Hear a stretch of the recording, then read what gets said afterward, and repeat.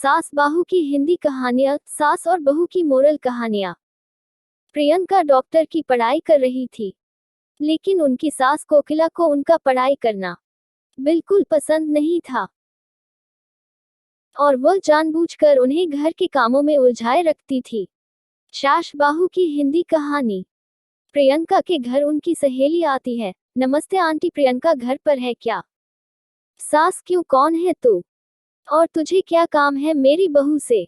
मैं उनकी सहेली नीलम हूँ। कल उसका एग्जाम है ना और उसने मुझसे कुछ किताबें पढ़ने के लिए मंगाई थी, वही देने आई हूँ।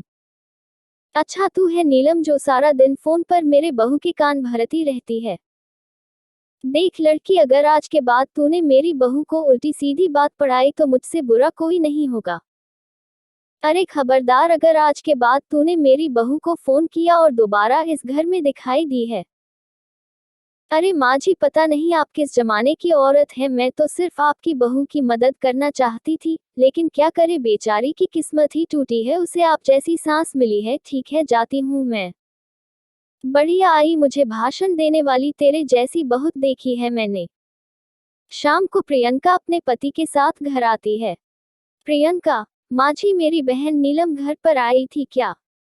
माँ जी बोली, अरे बड़ी बदतमीज है तेरी सहेली, औरों से बात करने का ढंग भी नहीं है उसे, तो मैंने बड़े बड़े ताने सुनाकर भगा दिया। डॉक्टर बहू, अरे भगवान, अब क्या होगा? कल मेरा एग्जाम है। बेकार पढ़ाई।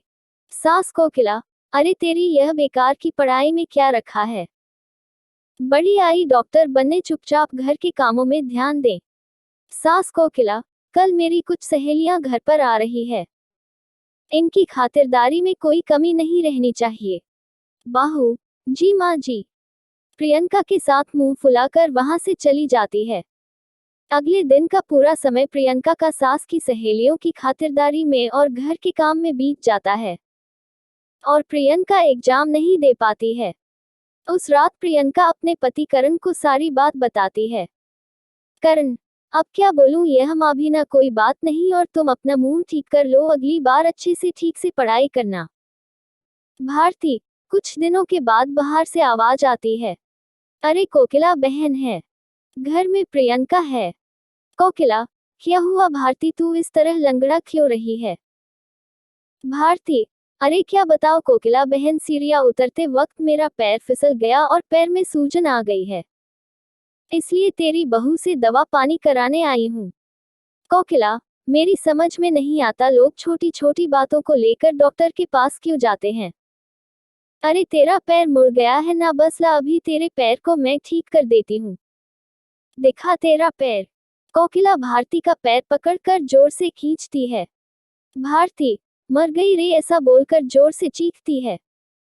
कोकिला, अरे क्या हुआ, आराम मिला? भारती, एक तो मेरा पैर पहले से मचका हुआ है, कहीं ऐसा ना हो कि ज्यादा मचकोट हो जावे, रहने दे तू, अब मैं चलती हूँ।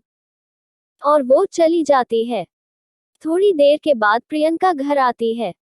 माँ जी, अरे कहाँ मर गई थी सुबह से? प्रियंका, माँ जी मैं अपनी किताबें लेने गई थी। प्रियंका अपने कमरे में चली जाती है। माँ जी, अच्छा, इन किताबों ने इनका दिमाग खराब कर रखा है। यह किताबें ही सारी मुसीबत की जड़ है।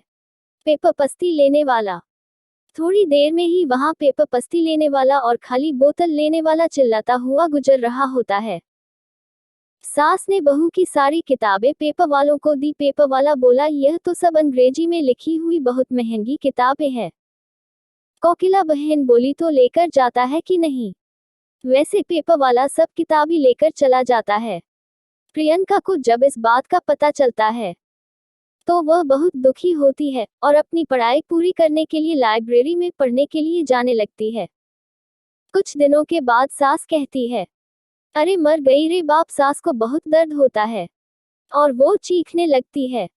उसको सहा नहीं जाता। माँ की तबीयत बिगड़ी। बेटा कारण, क्या हुआ माँ, तुम्हारी तबीयत बिगड़ती जा रही है? वह बंगाली बाबा की दवाइयाँ नहीं लाई। माँ कोकिला, अरे नाम मत ले उस ठगी का, वह खुद का उपचार ही नहीं कर सकता, मेरा क्या खाक करेगा?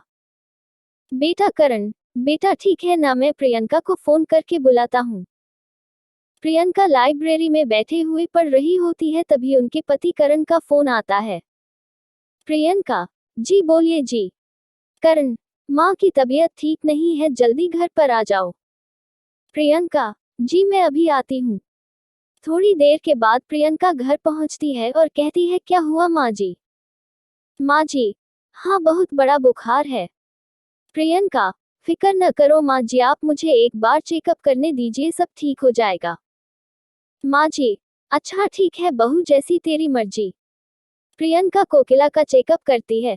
फिक्र न करें माँ जी, आपकी बीमारी समय रहते पता चल गई है, ठीक हो जाएगी। अगर थोड़े दिन गुजर जाते तो इन्फेक्शन ज्यादा फैल जाता और लेने के देने पड़ जाते। प्रियंका अपनी सास को एक इंजेक्शन लगा देती है और कुछ खुद दवाएं खाने के लिए दे देती है। प्रियंका: अब आप एकदम ठीक हो जाएगी। कुछ दिनों के बाद कोकिला पूरी तरह ठीक हो जाती है। अपनी बहू के साथ किए गए बुरे बर्ताव से कोकिला को बहुत पछतावा और शर्मिंदगी महसूस होता है। वह अपनी गलती का पश्चाताप करने के लिए अपनी बहू को उसकी किताबें लाकर देती है। सास कोकिला: मुझे माफ कर दे बहू, अगर तू सही वक्त पर मेरा इलाज नहीं करती तो पता नहीं क्या होता।